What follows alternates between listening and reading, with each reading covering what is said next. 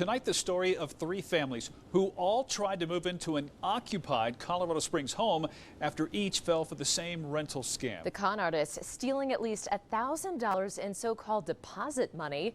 Tonight, News Channel 13 investigates how the hot housing market is giving the scammers an edge. KRDO's Lauren Barnes is live on the west side of town where the housing havoc unfolded. Heather, Bart, I'm here at the Broadmoor Bluffs neighborhood where homeowners were shocked to walk outside and find 6 different strangers standing on their lawn with all their belongings in tow.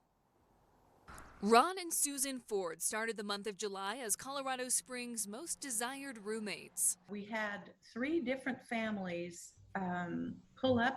That's kind of crazy. One family even making the 5-hour trek from Albuquerque to start new jobs and a new life in the Springs. But they were, in their minds, moving in with you guys. Renting a room, yes. Yeah, they had been told we had a mother-in-law suite, and so that's what they were expecting. But the Fords never listed a room for rent.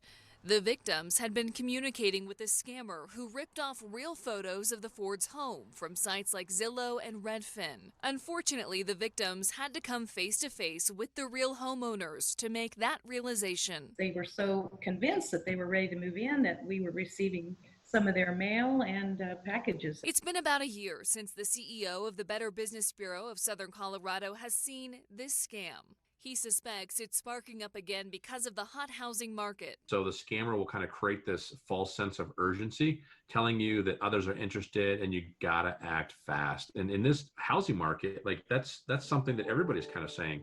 And it is pretty much legit, right? Some signing leases and wiring deposit money sight unseen. Because we have the housing market that we do now, I think people are just kind of happy to maybe get into a home. And so this is like a scammer's paradise. The BBB says you can stand a better chance at outsmarting the crooks if you Google their contact info.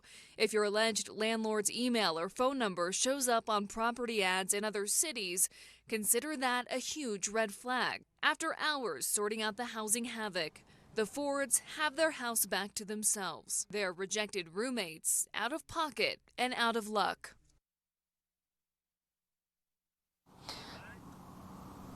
Police are investigating this scam. Meanwhile, the homeowners have reached out to those sites like Zillow, asking that any old photos of their home or listings be removed. Reporting live in Colorado Springs, I'm Lauren Barnes for 13 Investigates.